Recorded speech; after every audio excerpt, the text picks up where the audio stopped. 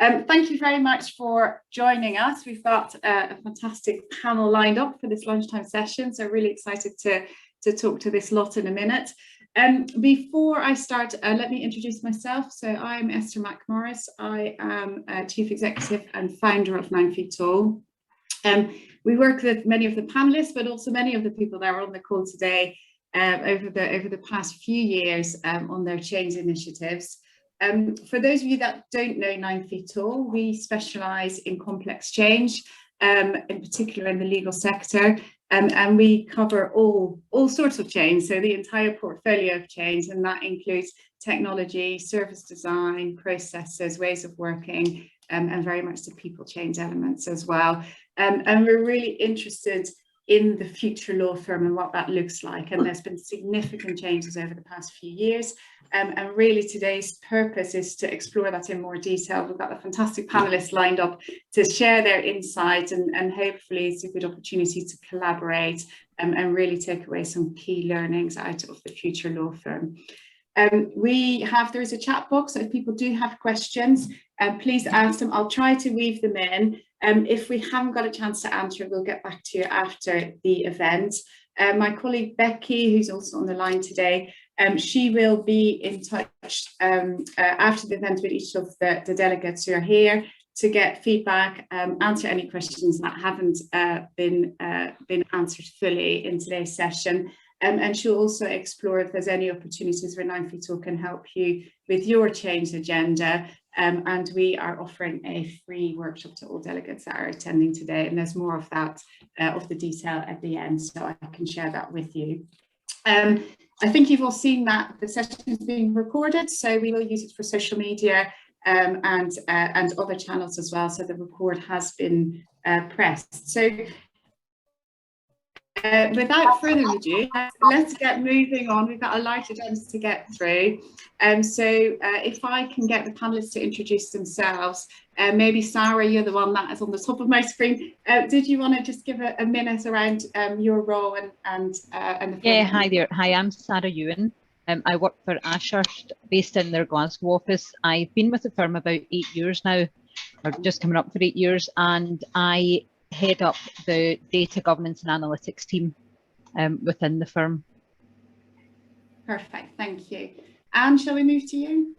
Sure. Hi, everyone. Nice to see you. I'm Anne Mahoney. I'm the Chief People Officer for Withersworldwide. I've been with the firm for now 3 years. I'm a recovered lawyer who transitioned into HR and recruitment many, many moons ago. I've worked for a lot of global law firms, and I am usually based in our New York office. Yeah, and a big thank you to Anne for making this a very early morning session for her. So she's only just had a breakfast. So thank you, Anne. Dan, can you introduce yourself? Oh, you're on mute. It's the 101 of Zoom. So we'll start again. No, we can't hear you. You hear me now? Yes, we can. So I've got a rule in my team about we're not allowed to tell each other we're on mute unless it's right at the last moment to stop the huge frustration. I'm going to ask, I was asking, in fact, can you hear me? My brilliant Zoom setup with our fantastic new technology just epically failed on me, or I epically failed on it. So hopefully this is good enough. So I'm Dan Wright, a partner at OC, Osbourne Clarke. I'm a recovering lawyer, in recovery for some time now. I was a corporate M&A lawyer, and just over 5 years ago, I persuaded our board to let me set up effectively a small tech consultancy, consultants that do, whatever the word is. If you can let me know what the word is for consultants that do as well, business that helped our clients laser in on areas of pain and helped us deliver our services better to alleviate that pain, using all sorts of technologies, process, people, etc., and lots of the things that we'll touch on given the subjects that we're coming on to today. Perfect, thank you, Dan. I've got lots of questions for you, so we'll be back to hear more about that. Tiggy, did you want to introduce yourself there? Yeah, sure. Firstly, apologies, my throat's a bit croaky today of all days. So I'm Tiggy Robinson. I'm a partner at 9 Feet Tall. I've been working with Esther for about 11 years. now, and I lead the legal sector team. So our team go out and do work with lovely clients like all of you, looking at how you're structured, what products and services you've got in the mix, how you actually deliver that work so that it is really impactful and is a great client experience. We also look at things like legal project management and also putting in technical solutions as well. So we have a broad range of things that we offer, but most of the work that we do is really about understanding how to deliver change effectively into your team. So the people bit of it, because that's the thing that often doesn't get enough time and attention. It tends to be the thing that's thought about very late in the day, and it's the most important bit. So that's where I spend a lot of my time, and where the team spends a lot of their time is just working to make sure that bit's really good. And I'm sure we will touch on that as well as we go through. I think there's many elements where the people piece is going to be very centric. Right, let's get cracking. We're starting with the most exciting topic, data. It is actually very close to my heart. So Sarah's laughing. So Sarah, why don't we start with you? So you clearly lead the data and insight team. What do you see as the opportunity for data in law firms, and how can firms really leverage that? I think it's fair to say that there is a really massive opportunity for law firms, because I do think we're probably a little bit further behind other industries. So I think that, first off, really amazing opportunity there, and an exciting journey ahead for most firms in this. But I think there's probably two different aspects if we looked at, you know, in maybe two different extremes. Some may say. So there's the efficiency gain that you can get. So if you've got really good data that's very well structured and it's governed properly, you can do things more efficiently. So whether it's, you know, you can make collections faster from your clients, you can reduce rework. Think about robotic process automation. You know, once that robot is taught the thing using the data that you have there, then it just does it again and again and again. That frees people up to do more exciting and more challenging work. But it won't be an overnight success. You need the good data to be there in the first place, and it just makes a happier workforce as well. And it, you know, I think Anne would probably second that from her HR work, that if people are being challenged, that they get to actually do more exciting work. They actually get to, you know, do things that are more interesting for them rather than the repeatable work. I think also it can create cost efficiencies for organisations as well.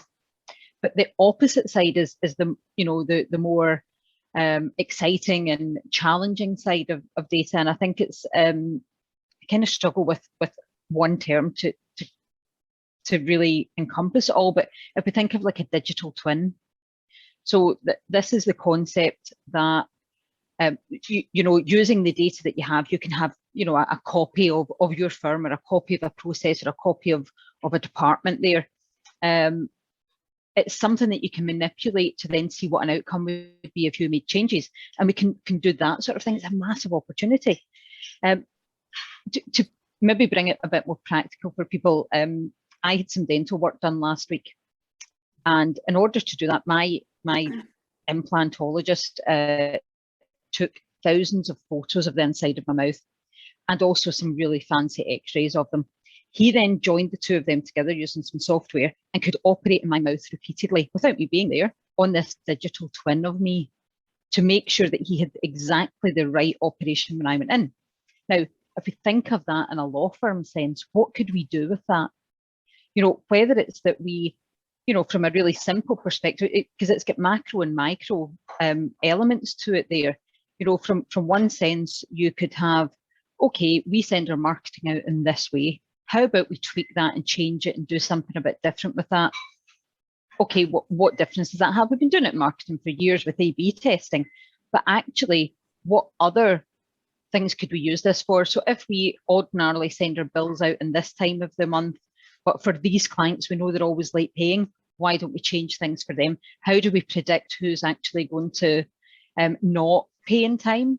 How do we predict which clients we're you know, not going to be able to meet the requirements of? So we can do it in so many different ways there. There's retention, legal matters. We have so much data at our fingertips, and whether it's our own internal data or whether it's actually data that's out there in the public domain that we could use. And if we actually, you know, bring all of that together, we can make much better decisions. We can really do things faster, better, in a much more interesting way, and with a more detailed outcome than we could predict just now. So I think that's really the opportunity that we have there. And with so much, I think you touched on a very good point there, with so much data out there and so many sources and so many opportunities, I think there's quite a lot of firms that are just feeling the pressure and the overloads and not really quite know where to start and where to structure that. But what would you recommend how best to approach that, or how can you unlock some of those blockers? Yeah, so I mean, to me, a data strategy is a must. You know, if you don't have that, you know, you're just kind of grabbing at things. You don't really have a plan of action. And by a data strategy, I mean, what you really need is a distillation of your actual firm strategy or your firm strategic plan or whatever you call it. And it has to be able to support that. So if you look at the goals or the aims that your firm has, how can data play a part in achieving that?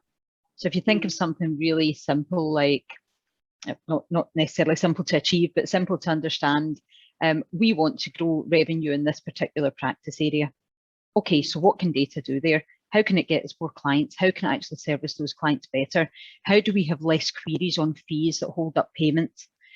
All of this can be really supported by data, and it goes from, you know, that extreme through to if you've got goals around people.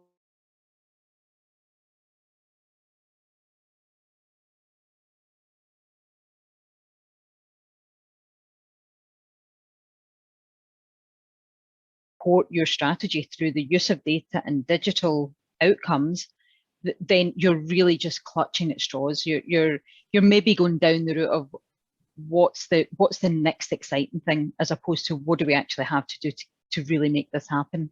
Yeah, okay. Dan, maybe kind of giving you a say in this as well. So clearly, in terms of the developing the solutions that you do for the kind of the OC clients, to what extent do you use data as a foundation to design fit for purpose solutions? Increasingly. So back to one of where Sarah started, I think so much depends on having good data. And I think a lot of firms will be in a situation where they have a lot of data, but in a remarkably unstructured and disparate way, from a mixture of on devices and in filing cabinets, on desks, etc., etc. So a lot of it comes from actually having good data and in a format and model that you can then increasingly leverage and use and learn from. I mean, so much of what Sarah said was really very interesting, and some of the direction of travel that firms are already on, but also alluding there to the context of the future law firm, where we all need to be headed. And whilst we'll increasingly be using data in helping us work out how we best design solutions for clients, partly to design them in a way that's going to elicit more good data off the back end as well. So trying to think forward to where you want to end up and reverse engineer back from there. And you want to end up in a situation that becomes the new norm, and then you aim forward from there and gradually improve the cycle. But a lot of that then comes back to Sarah's point about data strategy, and where do you want to go with that? One of the things that I'm obsessed by and we're increasingly looking at is, can you build up a common data model across your business and your business functions, absolutely, but all of your legal services as well, and the client types and the type of work that you are engaged in or are crucial, strategically important to your business. And you can then start using that common data model. You can plug it through knowledge graphs. You can suddenly get a picture of your own business and the way in which you can enable clients to leverage that data in ways to help improve their business, in creating new tools, new products, new services. So very much Sarah's speak, you can do things better, but you can do better things as well. And you can surprise yourself with the outcomes. One of the pieces of work we've done recently was in relation to a service line where we'd have recurrent work from lots and lots of clients, but the kind of work that's not particularly satisfying for anybody, leave alone the client, and it's an occasion within their business cycle that you can actually try and avoid. Another example of this was around tribunal claims management. Yes, we can get better at using data to try and work out how to process those more efficiently and be better at doing it. But it's far better actually to try and use that data and experience to avoid them occurring in the first place as much as you possibly can. And that becomes slightly counterintuitive for allowing for less work coming in. But if that's the direction of travel, and effectively you're able to package a different product, a different service about what's in effect a massively operationally valuable business tool, then great. Yeah. Sounds good. And I think, Sarah, you said earlier also kind of around playing on the efficiency piece. So if you're more operating more efficiently, then that also links to the people agenda. And Anne, I'd be interested to hear from you really what the appetite within Withersworldwide, what's the appetite for really embracing data and data strategy at the heart? Or is it still quite a bit to go? Because it's not always the most sexy of topics, is it? So it's quite a tricky one to get engagement. How are you finding that? Yeah, so I can give an example. Obviously, I'm not a technology person. That's not my skill set. So I wouldn't want to get over my skis on that topic.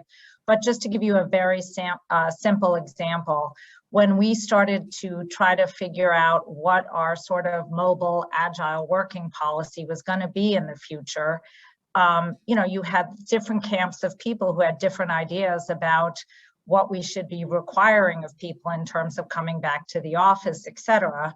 And what we were able to do was to use our sort of internal survey mechanism to really ask individuals, some really important questions that were going to be relevant to our policy.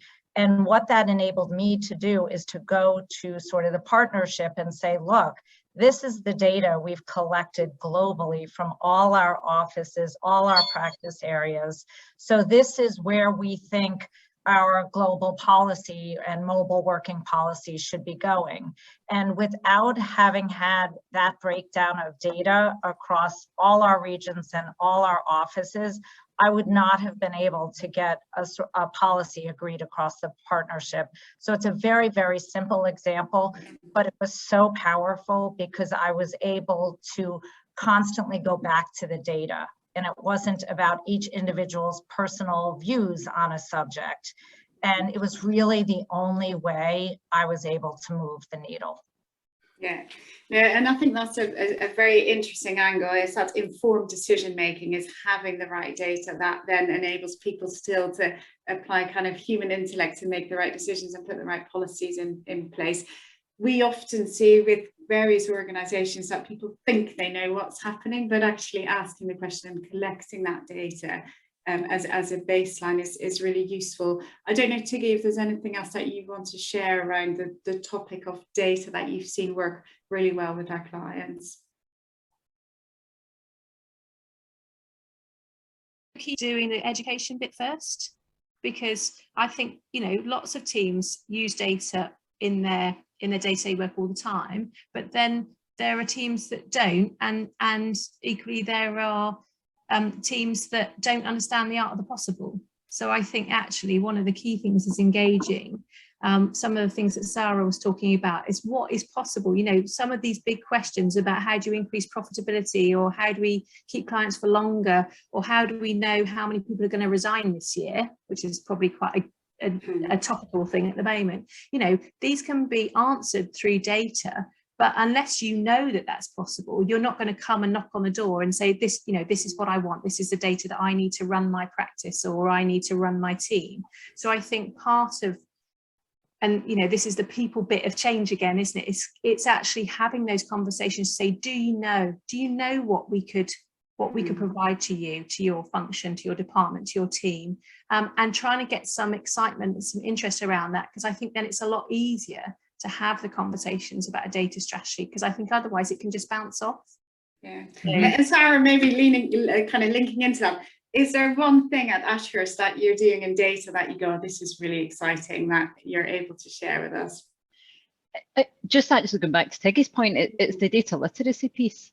So it's actually rolling out a structure of data literacy at different levels, depending on how interested people are, or what their role is, and how much they need. Because you're right, Tiggy, without that understanding, then we're never going to get buy-in for things like, as Dan said, data models. I think data models are really exciting, but nobody else does. You know, and I, oh, Dan does, right? Fantastic. You know, they're really great, but people don't understand the need for something like that unless they actually understand the journey that would take them on. So that piece is really exciting for us. And I think the other one is data quality.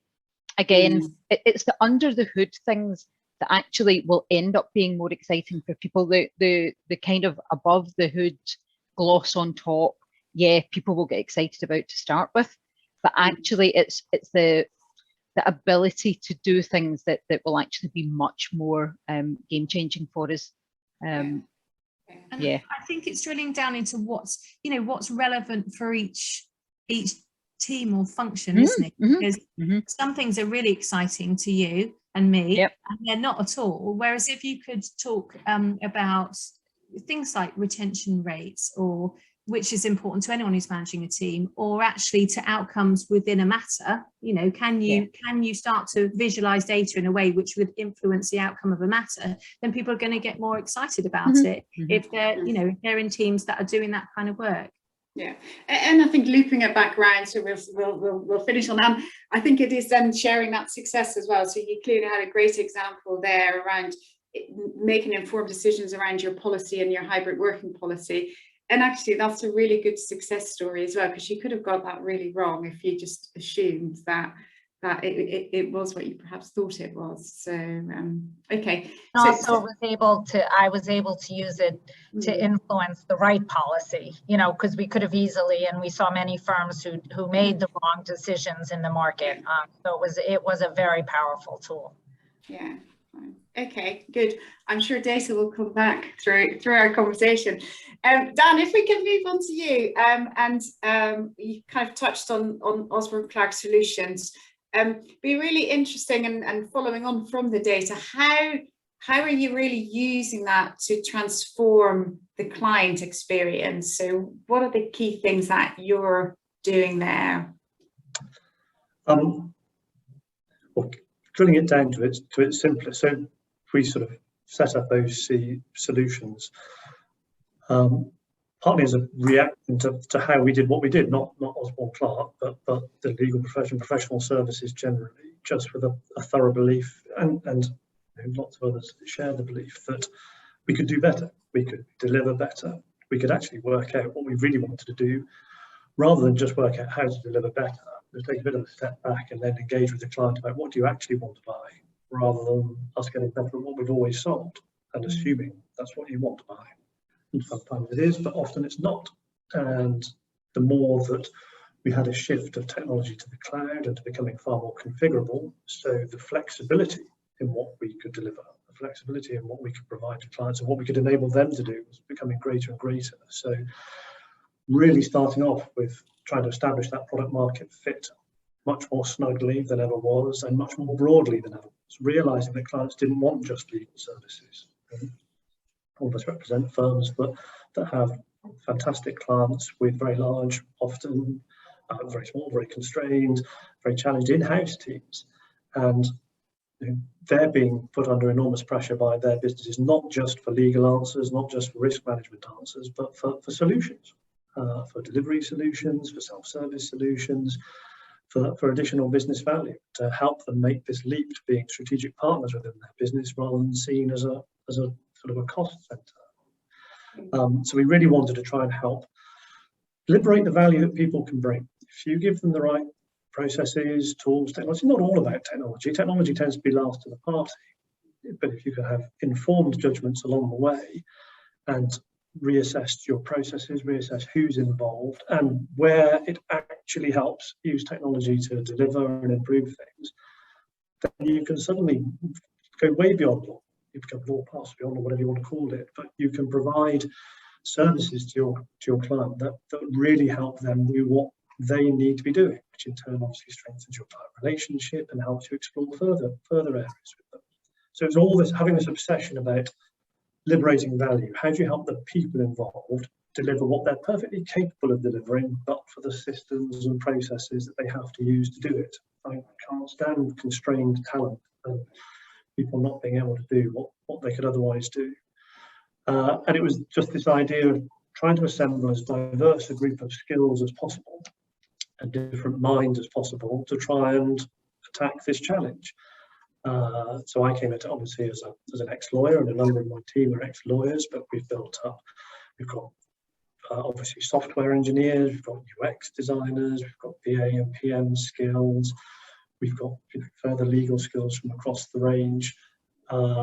And as we go further and further forward, so we're then bringing in other skills from around the business and partnering with other skills in the business, finance, marketing, more from the IT side, literally on the basis that we don't have all the answers. None of the other teams have all the answers. The client doesn't have all the answers, but you're far more likely to get to a good answer by trying to amass as much as possible. And that diversity of thought then gives you as great a chance as possible to help transform the client experience. You're not just approaching it from, this is what the lawyers would do. Even if what the lawyers are doing is absolutely right, we need to put it in a broader context to try and help give the clients the solutions they're after. And do you find on uncovering that with clients, are they clear on what they want, and how do you conduct that client listening so that actually what you're offering is not always what you've just offered, but is actually solving an issue or is something that the clients really want? How do you go about doing that? And if there's any top tips for the wider delegates that you can share, that would be really helpful. Well, you used one of the top tips as a word in your question there, for the listening bit. So it's leveraging, we're very fortunate, we work across our key and development client program. We're quite a small team, so we can only do so much, but that means that we get the opportunity to leverage existing good client relationships or good prospective relationships where we're involved in pitches and other opportunities. And a lot of what we do is genuinely just go and try and understand where the pain is, understand what hurts. And then where we find some pain with the client, we just basically pick away at it. What hurts? Why does it hurt? And the sooner you can open it out, so you're not just talking to the legal team, because it's never just them, it's always something else within the business, within other stakeholders or third parties. And the sooner you can get to a position of identifying a real problem and a real pain, you can then start piecing together with your knowledge, that diverse mindset, can you create a practical solution to that? If you can't create a practical, if you can create a solution, but it's impractical in cost or weight or practicality terms, then don't do it. Move on, find another area of pain. But almost invariably now, through a mixture of people and both technology, you can come up with solutions. But they've got to be laser focused on that pain.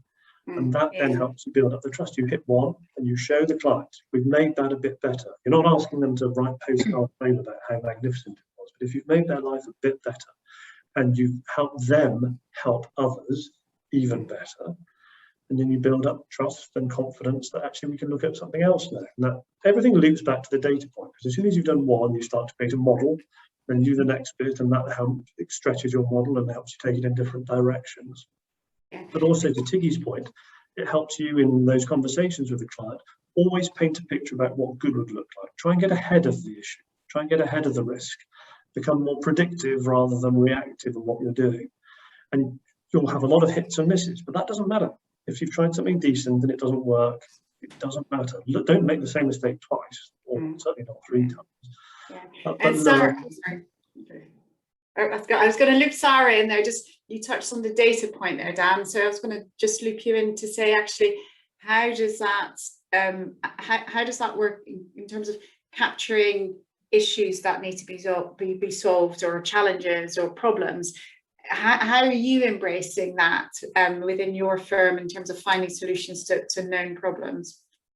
Yeah, so within the firm, unlike Dan, where he's talking about clients, but within the firm, which tangentially, we'll touch on the clients, we did quite a vast interview session with people to just say, what are the things that are really bugging you?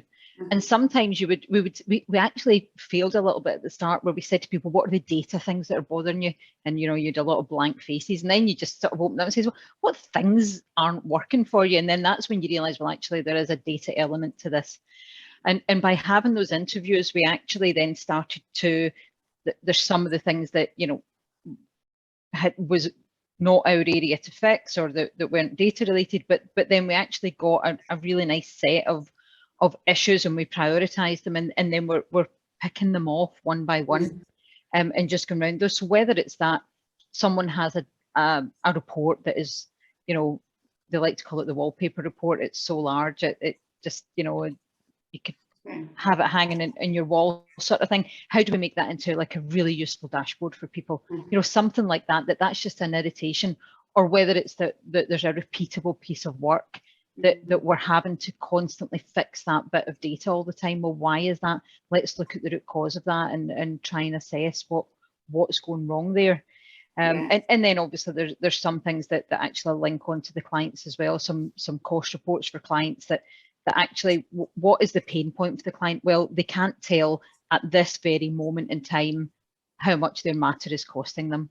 Okay, how do we fix that? That's what it usually is about, isn't it? So.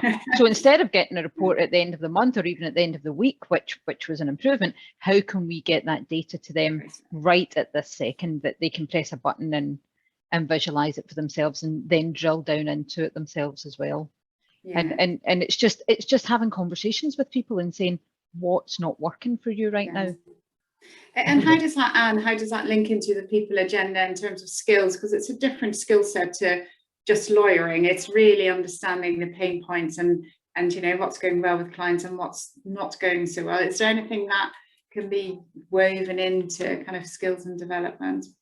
I mean, generally speaking, I think, you know, just bringing in different kinds of talent and diversity of thought, you know, to bring new ideas to the table. You know, I think getting out of sort of the traditional mindset and looking for people who potentially present a little bit of a more innovative approach to the practice of law and to running a law firm. I think that's the skill set that, you know, everyone that needs to start to look for to bring that to the table. Yeah, and I guess the question I have for you, Dan, going back onto that, because I get the diversity, and the more diversity and the greater flexibility you have, but often with greater diversity and flexibility also comes greater complexity in terms of delivering your solutions. Have you found that, and how do you strike the balance right between something that is really aspirational versus something that's actually going to be cost effective as well? It's a really good question, because you're right that the tendency, and I'll have a tendency to shoot for the stars, and then constantly just try and control myself back. And I suppose I try and take a more reductionist approach to it and a commonsensical approach. You know, how simple can this be to actually be helping people? And we always try and drive for that. You know, start simple. Everything can then be an iterative journey from there, but try and reduce things down to a really strong foundation that's still giving people something more than they have at the moment.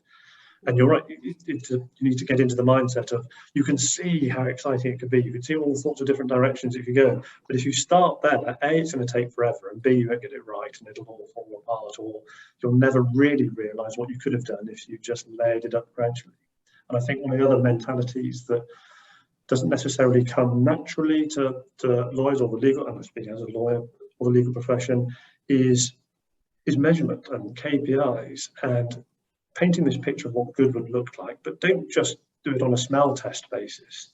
You don't need to be perfectionist about it, but have a real sense as to, well, how many hours am I going to save them over the course of the week? And does that make it worth the investment, time and effort to create this? Even for this one client, leave alone the fact that I could take it elsewhere. So it's that mixture of trying to control the enthusiasm, taking a very common sense reductionist approach, absolutely measuring and being very candid about the fact that, yes, it was a good idea, but it didn't really pan out, because the measurements show us that. We've got to trust them, because if you don't trust them, then you'll end up chasing your tail and spending too long on something that won't be fruitful. Yeah, it's a fine line to tread in terms of, you know, also the kind of products and service mix that you offer. How far down the line do you go? So is it commercially viable? Yet is it solving the issues that it needs to do as well? And we could all our funds will have all sorts of situations where we could solve, you know, put the most amazing tool together that would hit a particular issue fantastically well. It's just that that's just one issue for one client that nobody else has. And you know, however attractive that may be sometimes, you've got to keep on controlling yourself, thinking, well, A, how can I help as many clients as possible? But just as importantly, how can I help as many of my lawyers or other colleagues as possible in doing what they need to do as part of the service that we're providing to the client, and making their life a bit easier, enable them to do more of the stuff that they would like to be doing rather than wading through systems. Yeah, and I think, Tiggy, I know you work with lots of clients in agile fashion as well, and it's looking at those KPIs and looking at, is it achieving what you need to achieve? Is there anything that you can share from your experience in that space? I absolutely agree with what Dan just said about keeping it simple. So the biggest barrier, I think, to actually getting anything out there is when you let it get fancy and complicated and have bells and whistles. You have to start with what is the minimum viable product, service, whatever it might be, and keep it really simple to prove that what you're doing is going to work. Then you can layer it up, that's fine. But I think just the cultural thing about most people who work in law firms have been trained to be perfectionists. They have to be right, it has to be perfect, and this is really countercultural to say, actually, we're going to try some stuff and it might go wrong and we might not get it right, but that's okay. And just the mindset and the way that people have, it's been ingrained to work to get to the right answer and the thing that is going to totally blow the client's mind the first time it's presented to them. When you're working to develop solutions like Dan's talking about, and so I was talking about, you can't be that precise to start off with. You have to start off with a concept. Does this actually solve a problem? Is it viable? Can we keep doing it? Does anybody want it? And get that right first to really know it's hitting the problem, and then you can build on it. So that's the thing that I see over and over again, is that something starts off and it just grows and grows and grows, and you have to just keep getting everybody to think about what's the problem we're trying to fix here, and let's make sure we're going down the right path before we spend loads of time and loads of money on it. Yeah, I was gonna say, what I notice is you almost need to be very disciplined about what it is you're doing and where you're going, because there's a tendency, oh, that's such a great idea, and then you want to add on this and all these bells and whistles, and then you've lost the plot. So it's really staying true to the what the project is, what the outcome is, and remaining disciplined and sort of keeping the noise to the side. Yeah, less is more sometimes. Yeah. And also the other thing is you lose, sometimes you're trying to get something to market, which is pretty, is interesting and innovative, but the more you delay, you're just going to miss your slot, So try, just the discipline's really right to say, no, this is what we're going to go with to start off with, and we're going to test the water and then keep coming back to it. And don't forget, all our businesses are people and knowledge businesses. And it's easy to let the tech take over, but that's where things really start to go wrong. So absolutely, just that reductionist approach to what's the least needed to get that judgment or that knowledge out in the way in which it's most useful to the client, and enabling our people to shine with their knowledge on their ability to dance around the systems. Yeah. I think, Tiggy, one of the points you made earlier poses, if we're looking from a future law firm perspective or a coming law firm, there's always going to be, as far as I can see, and it's a good thing, a place for that really considered judgment and expertise, human expertise, and that's going to remain a massive part of our businesses, and that's great. But increasingly we'll have this part of our businesses that's effectively relying on a far greater willingness of clients to take a predictive approach to what's going to happen. So to your point on the idea of lawyers being comfortable with failure or perfectionism, the idea that actually you'll let an algorithm effectively take a decision about what you'll do because it's pretty much guaranteeing what the outcome will be down the line is something that, well, I still need to sit down in a bit of with a cold towel to get my head around, but it's already started. And so it's that, back to your point, Esther, it's that breadth and the balance, making sure that we can be as helpful as possible across all different client demands and internal demands. But I think the skills point, Anne, we were talking about before, is so important because, we're looking at, what is actually covered in the career path as people are being trained, that the number of skills that need to actually be in the mix now is just increasing all the time. The sort of commercial skills and a knowledge about what data can do for you, and also understanding about product and service design, and all these things hopefully over time are going to start to get incorporated, so that what you get is a team with some broader skill sets than what have been coming through for the last 20 years. And I think it's really exciting that actually lots of young professionals are really excited about what they could do. And I suppose it's up to firms to make sure that their career paths aren't stifled by what's currently on offer as a career path within firms, because actually people are keen to step out and maybe do a secondment or try something new, so they get exposed to new skills. And I think the firms in the future that are going to succeed in retaining their teams are the ones that are thinking about this now. And what kind of career paths can you offer? I think, Anne, if you're able to expand on that, perhaps it is all about those new skills and new behaviours. And what do you see as kind of the key to success in that area? Well, I would say what we've sort of been talking about, people who are interested in technology and data, for sure, right? And they can sort of understand data and the power of it. I also think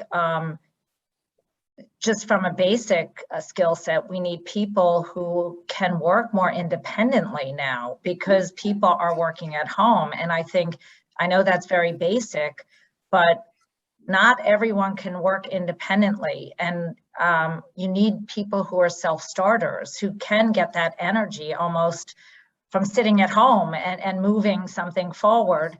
And then to what Dan was alluding to earlier, someone who can actually, map out a project, that knows the beginning, and the end and where they're going, and maintain that sort of very disciplined approach. So it's really a variety of skills that you need to be looking at. But I personally think someone who can work independently is going to probably be one of the most important skills for the future. And self-starter, or working independently, is an interesting one. Is it something that you think you can train and develop, or is this part of your recruitment, that you recruit people that have already got that? I mean, I think it's both, right? I think it depends what level you're recruiting at. It's hard when you're recruiting junior people to really tap into that, but certainly, mid-level and senior people, you want to have evidence that people are self-starters, and whether that's just behavioral interviewing, or we're looking at, assessments and very detailed sort of assessments as part of our recruitment process to really tap into those skills, because it's not always easy to predict or pull out. Can you hear me? Okay, cool. We can. Yes, we can. Yes, we can. I'm not sure you want us to, but yes, we can. I guess I wasn't sure whether there's a question there or not, but please, if there is, put your hand up and we can put you in. I guess the challenge with that, Anne, is there's so many skills, and we're talking data, we're talking project management, we're talking lawyer, we're talking self-starter. Are we looking for unicorns that don't exist, and how do you do that assessment when you're looking for so many different facets? I think it goes back to, you're not going to get one person who is going to have everything. And I think it's looking at the diversity of a team, right? Making sure you have the right makeup of a team. And there are lots of assessments that you can use and tools out there, for example, Hogan, and using those kinds of tools and actually mapping out what a team might look like to make sure that you actually have the diversity across the team to be successful. It takes a lot more work, obviously, and it goes back to sort of using data to predict that you have the right team working on a particular project or client. Yeah. Sarah, is there anything from a data perspective in that, in particular that planning and in terms of what the workforce looks like and the skills required that you could share? Yeah, I mean, one of the interesting things we're looking at just now is lateral hires of partners and what that means for other business service teams, because every partner is not equal. You get a partner coming in, they maybe bring 5 clients, you get another partner who brings 10, depending on the matters that they work on and the type of work that they do. It then creates more or less work for our risk assessment teams and complex teams. And so we're doing a lot of work there just now in trying to map that to be able to predict what skill set and level and roles that they need within our business services to support those lateral hires. And I find that really interesting, that you can extrapolate so far in that journey using the data. Internally for the data teams that I have, I always like to think of it as a bit of a jigsaw puzzle. So going back to what Anne was saying, making sure you've got those different skill sets there. So even within the data governance team, they come from very different backgrounds. We've got IT backgrounds, we've got engineering, we've got library backgrounds, legal backgrounds, and it's this mix of different people that bring different aspects to it, and I think that really helps. Yeah, and I think that's a real challenge, isn't it? It's that combined skill set, because you're not going to find one person with everything in. No. And overlaying the hybrid working and remote working, and some people being in the office and not in the office. I've spoken to a few of the delegates before as well. I think one of the questions that keeps coming up over and over again is how do you manage the development, in particular for trainees who traditionally would have been in the office and overheard things and be working together in the new world? How can you ensure that you develop your trainees, but also your more senior people as well, that they're on a continuous journey to get better and better? And what are the challenges that we're seeing at the moment?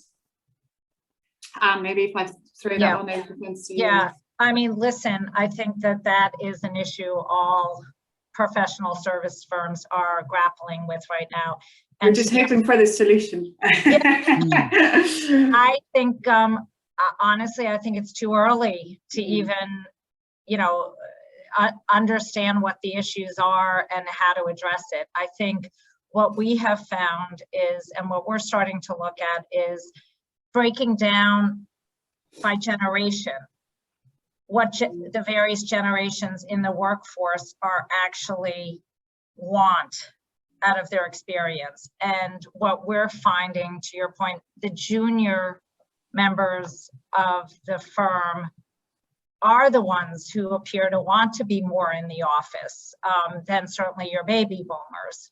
So that is an issue, because we need everyone in the office. Then we can't just have our junior people going back into the office without having people there to train them. So I think what we're starting to do is starting to look at the generations, what they want from their work experience, their professional experience, and then starting to build something around that. Junior people, we know it's very common. They want to be in the office. They want to be with people. I think that they're missing that social element that a lot of other people had experienced when you were in the office. So I do not have the answer to this yet, but I think it's something. It's an issue that needs addressing. Yeah, and it comes up a lot. And I think, Dan, perhaps I know when you're looking at solutions for your client and there's hybrid team working. How have you changed your ways going from kind of all being in the office and collaborating to doing that remotely? Have you found that transition easy? And is there any tips that you think that could be useful to share with the rest of the delegates? So one of the things that we've done that I think has been very beneficial as a team is that we've had a daily stand-up. We sit down. Anyway, a daily call just amongst the team for 20 minutes every morning. I'm sure lots of teams do that, but that's been incredibly useful in just keeping that communication and connection going, that you are aware what people are up to, whether within OCS or with the client or other internal lawyers for the projects from time to time. There'll be that consistent level of communication, and that's just that's a very helpful grounding point, that we're not in the office, we're not bumping into each other anything like we were, obviously. So having those regular connections is absolutely crucial. And if we hadn't had that, I think we'd be finding this incredibly tough, because then you're coming cold all the time. Whereas even if you had a couple of minute chat on something yesterday, it's much easier to build on it today or the day after today. But I think Anne's absolutely right that this is something that we are all, and across professional services and other sectors, grappling enormously with, and just basically trying to work out already now, what are we grappling with? We don't know how long we're going to be like this. We don't know what the blend of moving back to the office and the hybrid world of the future will look like. So it's one thing was talking to date in this call all about working out what good would look like and working back from there. If that's a moving feast constantly, and it's a moving feast on territory that we've never been on before, and we're still pretty uncertain on the stuff that we are on now, it's very challenging. The supervision remotely is it's more time consuming, it's harder. I think it goes back to Esther, your point about what skills and behaviours do we need. There's lots of skills, and you guys have touched absolutely on a lot of those skills. I don't think we're after the unicorns. I love the idea. We've tried to build up, bring the skills disparately from a group of individuals who together bring something else entirely. But it's the behaviours just as much. And that curiosity and creativity and being prepared to adapt and being more agile, not necessarily textbook, but that's helpful as well, but just agile of mind and flexible. All those behavioural traits are starting to pay off in spades in the way in which we're all having to work. Yeah, and Tiggy, I know she's nodding with the people agenda in the back of her mind. In terms of, I think your point is really valid there in terms of kind of behaviours and your curiosity and your creativity and how to really embrace that. Is there anything that you've seen that works particularly well, Tiggy? Well, I think Dan's point is really relevant because it's professional services as a whole. It's not just law. So we're in that bracket ourselves, and we have a development scheme. So we have people who are in with us for a couple of years, and what we've seen is that the demand for training and development, if anything's increased, because people aren't next to someone learning from them every day. So I think we've had to really address that within 9 Feet Tall and increase our learning and development budget, and also remind our teams about what constitutes development. And it's not just going on a course. You know, there's lots of different approaches to blended learning. So we've had to really focus on that and talk to the team a lot about that. Another idea that we have implemented, which has been really successful, is the idea of squads. So that is creating teams which you wouldn't normally necessarily pull together, but are there for people to learn and develop as a group, but they wouldn't normally come together. So it's bringing together people who actually might be from different teams across different sectors, but to actually boost the learning and the sharing. And that has been really successful, because what we found was that trying to recruit people who've got between 2 and 5 years experience, you know, they've had 18 months of not being in an office with anyone, of not necessarily going out to client site, and we had a gap there. So we're trying to fill that with different approaches, and the squad approach, which is semi-structured. So it's led by someone who's experienced, but it's bringing together different groups of people than we normally would according to sort of line management structures. That's been really helpful, but we're learning as we go. Just like everyone's saying, no one's got the answer, have they? But the other thing that we've also found is the physical space. So when people do come into the office, we're continually needing to adapt that as well, because when people first came back, they wanted to just see people and be able to, you know, have an adult to adult conversation and not, you know, be looking at the same 4 walls. But actually now people are coming in a bit more often. The collaboration spaces we have are a bit noisy, and they actually want places to go and meet, but they also want to be able to do work confidentially. So our office configuration needs changing, and so we're just continually talking to the team about what they need, and then using data, so using surveys to actually check, are we moving in the right direction? Are people more comfortable than they were, or less to come in? Do they feel that the office space fits their needs more or less than it used to? So this Dan's point about measurement is really important. Yeah, and it's a blend of all things, isn't it? It's location, it's the setup, it's behaviours, it's culture. I think fundamentally a lot of those also feed into retention, and I know retention is a really key topic that many of the delegates have said, and it's tough out there, and we've had to go on. Dan's got no issue with retention. I was going to spoil your brilliant segue by just saying that on that bit, that how we all work, we can't look at it just as the providers as well, because all our clients are going through exactly the same issue and challenge. Yeah. And we're far more likely together to get to better shapes of what the future will look like, because we're not after a shape at all. Different shapes across each of our businesses as well, in different service lines and client types and industries, etc. Yeah. And so again, I love the fact that we're in a world where nobody knows. So let's bash as many heads together as possible who between us might have some good ideas. Yeah, and I think that's a really good point, Dan. I think customers buy different now as well. It has moved on. So, you know, what was right 2 years ago is not necessarily right now. I'm going to segue back to my retention. It's a good question I'm building for. I'm keen. And maybe we'll stick with you. We'll come back to you in a minute, Sarah, as well. What can we do around retention? And it's been a kind of a tough 2 years where people have been uncertain and perhaps haven't moved on, and attrition levels are, you know, they're very, very different at the moment, and it's really tricky to attract and then retain top talent. Kind of, what can we do? So yeah, I think it's probably the biggest threat to the legal industry right now, the Great Resignation, and every firm is seeing it and planning for it.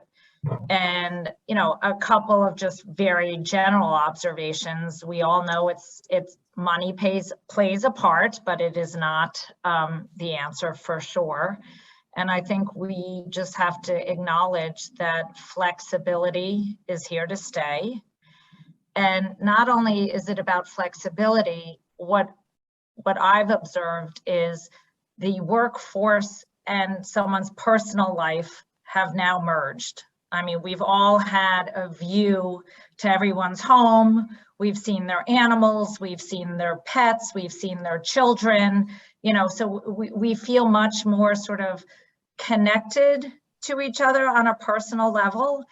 And what I'm sort of very keen to focus on is, how do we merge those together? How do we tell our people we are very interested in their careers, but we're also very interested in their professional, their personal lives, and creating this environment where people can come and be transparent and honest about what they want for their lives. And it's not just about their professional lives, it is literally about their lives. And in order to prevent the resignation, you have to create the environment where that's okay to do. That someone, for example, might come and say to you, actually, I've decided I want to run I'm making it up. I want to run 10 miles every morning and drop my child to school. And then I want to sort of get on and start working at 10 a.m. Is that going to work? I mean, can I change my working hours? Can I almost redesign what my role is to meet my professional goals as well as my personal goals? And I think that's a shift across professional services. To allow people that permission. So it's redesigning what people are looking for. And just to give an example of something we've done recently at Withers, we took a look at our US associates, and US associates tend to have higher billing targets and the pressure of billing hours. And we've created a different model to allow flexibility to our US associates, so they can almost plan and decide how many billable hours that they're going to do in a given year and be paid appropriately for it. So it's creating more of a larger variety of someone who wants to bill tons of hours and that's where they want to be and they'll be compensated for it, versus maybe an associate who's looking maybe not to bill as many hours. So that's just an example of how we've tried to build flexibility into billable targets and compensation, but it's all about flexibility and meeting your goal. Yeah, I think that's really useful, some good tips. So Sarah, from your perspective and within Ashurst, how do you, or are you doing anything around redesigning and building in that flexibility and the ability perhaps to model it? Where you started, we were looking at efficiency, but actually some of this is your digital twin, isn't it? Is to model what can you do and what happens. Yeah, absolutely. I mean, I can speak about the Glasgow office as a starting point. We, just before lockdown, had taken another floor in our office because the office was growing at such a rate. And then obviously we realised that this was going to be a bit of a hybrid model we come back to. So we completely changed the layout of the office, and we have many more collaboration areas which are really useful. And that's fine while you're in the office. But I think one of the things we're struggling with now and is how do we allow people to have that time while still working across different time zones? So, you know, as an example, this week I've got 2 6 a.m. calls. One of them Thursday, one of them Friday. So they're banging right against each other. That's not great. It does give me the flexibility to go and walk my dog later in the day, but a 6 a.m. call is not kind to anyone, especially when you're, you know, it's a call where you have to be really switched on and, you know, taking part actively. And so I think that's definitely a difficult one. In terms of the digital twin, there's lots of things that even within teams that we can be doing, you know, whether it's not going as far as the digital twin, but doing a survey. So within that team, let's have a survey. What's everybody's preferred time for our team meeting? Or, you know, how do you want to work your hours? So if you're in a team working on a project with these people, how do you decide yourselves how you do that? And it's using different data points. I think as an organisation, we can do a lot more around trying to be a bit more perceptive to how people are feeling about things, and whether that's micro surveys or whether it's you know, sort of sentiment.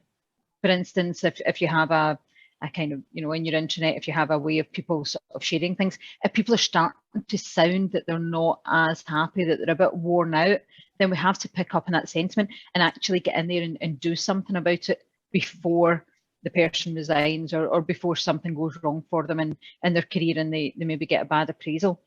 So I think there's some things we can do there just by, you know, looking at data, you know, in terms of, are people either working too many hours, in which case they're going to burn out, and they're not working enough hours, in which case actually maybe their heart isn't in it. And I think there's various things we can do with the data there to really assess that. Yeah. Go on, Dan. I was going to say, between Sarah and Anne there, and touching on those bits about engagement and flexibility, I couldn't agree more. I mean, it's a massive challenge, but it's a fantastic challenge as well that we all have to try and shape people propositions that make us as compelling a place, not just to come to, but to stay. Because Anne kicked this bit off by saying, obviously, we fear the leavers. You feared the leavers anyway, but in the nature of recruitment market that we have now, leavers are a dreadful thing, because not only have you got to replace them, you're still wanting to grow anyway. We want to grow. So how on earth do you do it? The old pack of cards isn't going to get us there at all.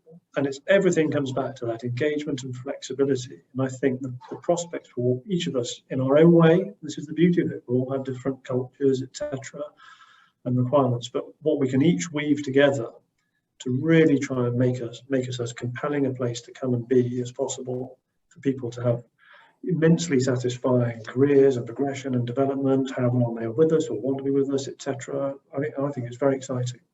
Yeah, and there's a real shift from it being instead of just tracking the hours people work, is being more outcome based. So actually, what are they delivering? What are the results? Because ultimately, if they hit their targets, and you know, if their day is flexible and they go out for a cycle at lunchtime and they walk the dog, or actually they're perhaps more efficient, but they deliver what they need to do, then that's okay.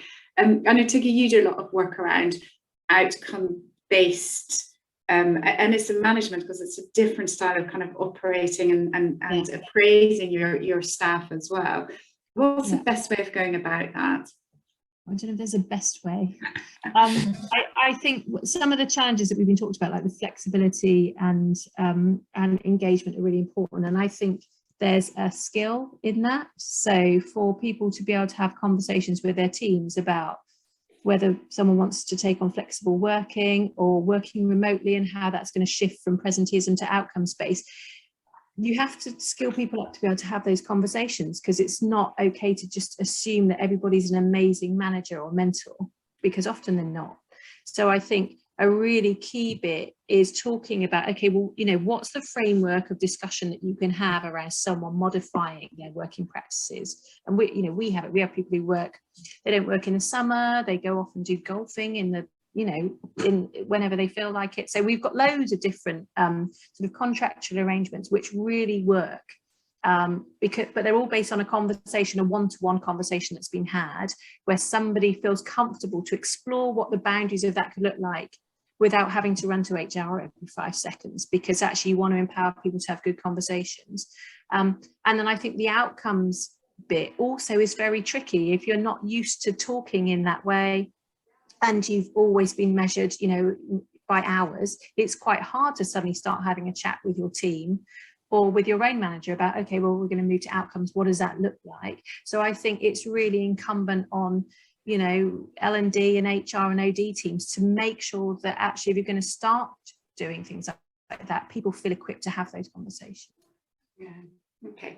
And I guess weaving that also, or overlaying that, is then, I guess, the cultural element. So, and I know most firms that we work with, Tiggy, I think everyone really prides themselves on their culture in terms of attracting and retaining talent, but also the way they operate. And clearly, with things being diluted or perhaps hybrid working, it's quite hard to still embrace that and move that on. And I don't know, Anne, have you done anything specifically around culture and how you retain that? Yeah, we've done a lot. I would first say that I wouldn't say Withers has one culture. We have 18 offices globally, and each sort of region is very, very diverse in the way they approach their work and the way they define themselves. So I think we don't start from a place of having a defined culture.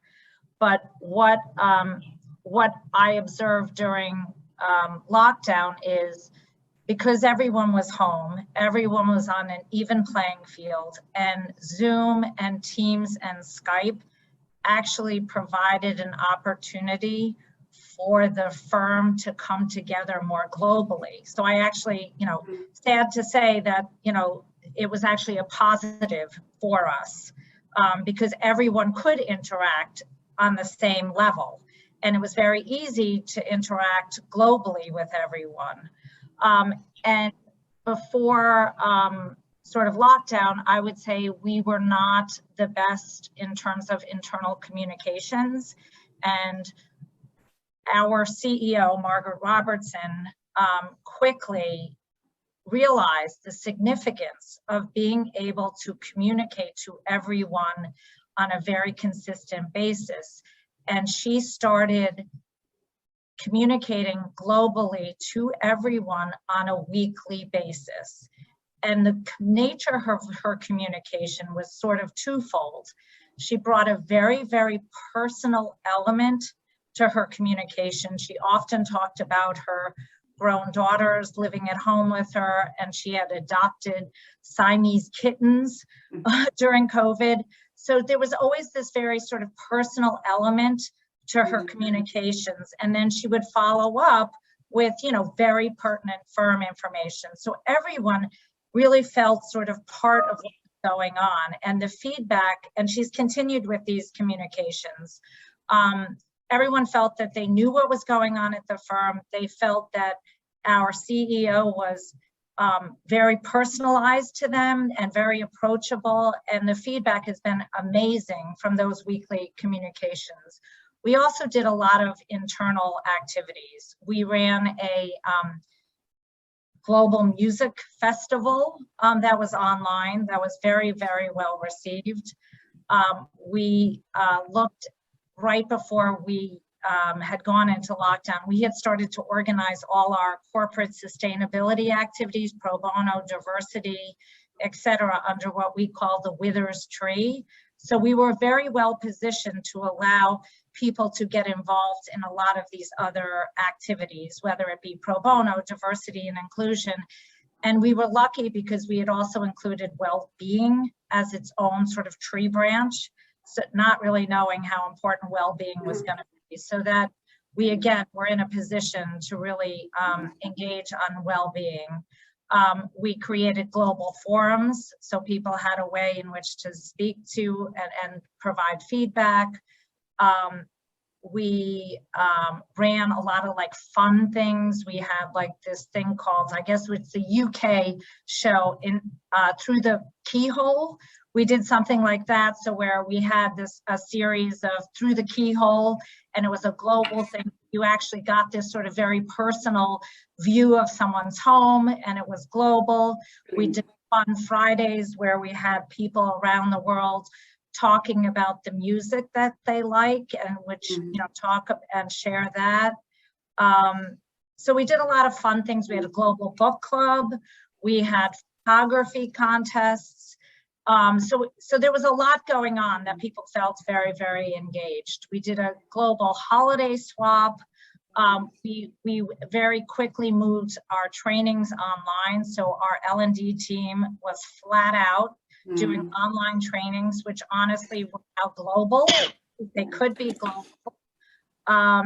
And we've obviously kicked off a larger project looking at the future and the way we work program, which you all had helped us with, and starting to predict, you know, what is that future going to look like in the way we work and sort of how our working practices are. And then finally, you know, our firm has turned 125 years old this year, so we're doing a lot around that. We're kicking off another project in January where we're going to do a little bit of, you know, blue sky thinking. You know, what is the future going to look like? What is the firm going to look like? And we're going to engage everyone in that discussion via surveys and workshops, etc. And then that's going to culminate hopefully with an in-person partner conference in July, where we'll be able to sort of roadmap, you know, what the future looks like. So those are just some of the things from a cultural perspective we've been up to. And I think that's really, it's great. And we talk about, you know, all the challenges and what's not been possible, but actually with it has come huge opportunity. And the fact that you've been able to break down barriers between different geographies and actually open up new communication channels and ways of working and really build that. And you know, I think certainly that we have as well, I think that's a fantastic example of the art of the possible and actually what we can do and the new opportunities that has brought. I'm just a little bit wary of time. I've got one more thing before we go that I would just like to touch on, and it's tying in with your kind of Withers agenda as well, Anne, and the plans we've got. It's clearly fundamentally what we talk about. There is a large change journey, whether that's data or technology or customer journey or people or culture, and it's moving at a very, very rapid pace. And in order to do that, there is change capability required. And I think, Tiggy, maybe if you can finish off on just sharing, you know, how does it work and who's responsible for leading change and how do you build that capability to be successful in this area? That's a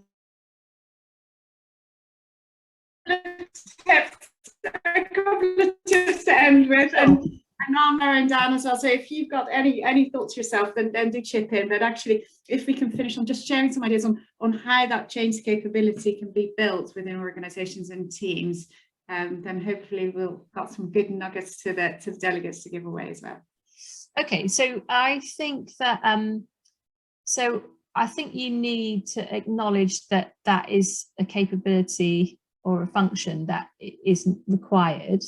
So there are some specialist skills that actually are very useful when you're planning particularly large programs. So understanding all the things that link together the dependencies in a large program to make sure that things land well and you're not just bombarding teams with loads of things that seem pretty disparate. You want a story, you want that journey to be understood. So I think there are some things that are specialists, and most firms have acknowledged now that, you know, it's not just project management skills that you need within the organization. You need analysis skills, and you need some proper change capability as well. So I think there's building that function. I think a really key thing is making sure that actually the leaders within your organization and the people who lead teams understand what the change is, and they have, you know, everybody's been part of helping to define what that is, and then it's really clear what they're responsible for and what support they're going to have to make these these things stick, because actually it's all very well delivering big transformation projects and programs, but at the end of the day, has any behavior changed throughout that? Hopefully the answer is yes, but unless you've communicated what the changes need to be and how things are going to be different in the future, it's really hard to sustain a change.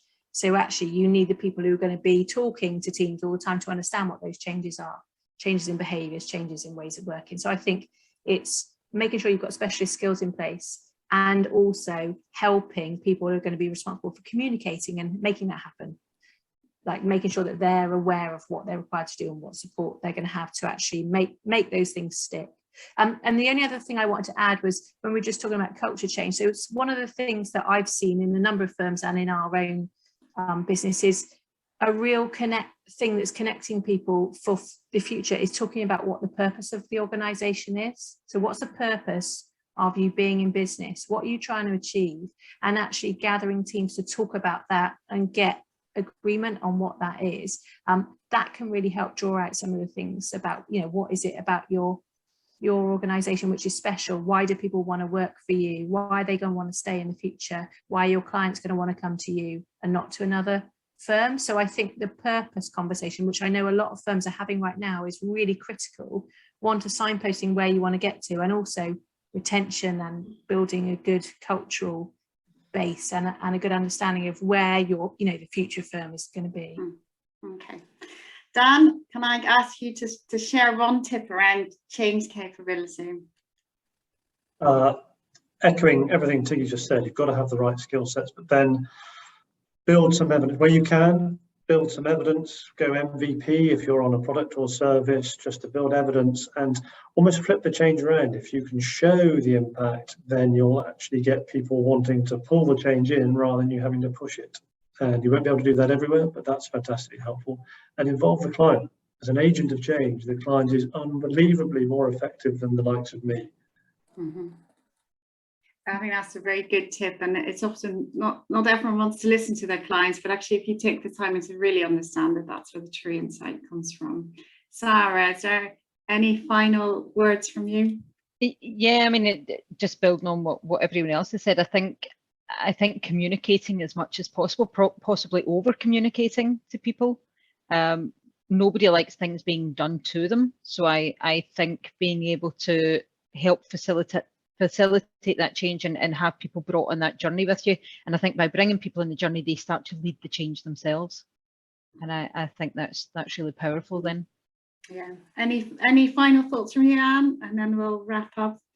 Yeah, no, communication I think is key. And also I always like to go out to people and say, well, what would you do? What's some of your recommendations to bring them a part of the journey? Because if like Sarah said, no one wants things done to them, but if you engage people and make them part of the solution and say, look, I don't have the answers, we need to come together, then they're invested. Then they're invested and they want whatever change you're making to be successful. So including everyone in the journey is important. Yeah, excellent. Perfect. Well, I want to thank you all. It's been, I can chat for hours. So unfortunately our time is coming up shortly. So I want to thank you all panelists and all delegates for attending. We've got some really good insight, and I've just jotted down some of the key things that, to take away and going from where we finished there, which is, the engagement in solutions. We talked about better decision making through data, being backed up by data, more flexibility, more diversity, happier workforce, connection through both purpose to what Tiggy was saying, but also through finding what the real problems are, and that really sits with involving the client and client listening. So there's some really good kind of thoughts and insight that we can all adopt to ultimately get us on the way to the future law firm and set ourselves up for success. So thank you very much. It's been an absolute pleasure. As I mentioned to you before, we will be in touch with all the delegates afterwards to get your feedback. If there's any questions that are still burning or you are really keen to find out, do feed them in, and we'll be in touch with the panelists to loop it back out. Becky will also be in touch with you just to discuss if there's anything that I can talk and help you with. And indeed, we have a free workshop on offer to help with the kind of various elements that we looked at in your journey and change as well. So if there's anything that we can help you with, then we can get that booked in as well. So thank you, Tiggy, Sarah, Dan, and Anne. Thank you people for attending. And we will hopefully see you all soon. Thanks very much. Thanks. Thank you. Bye.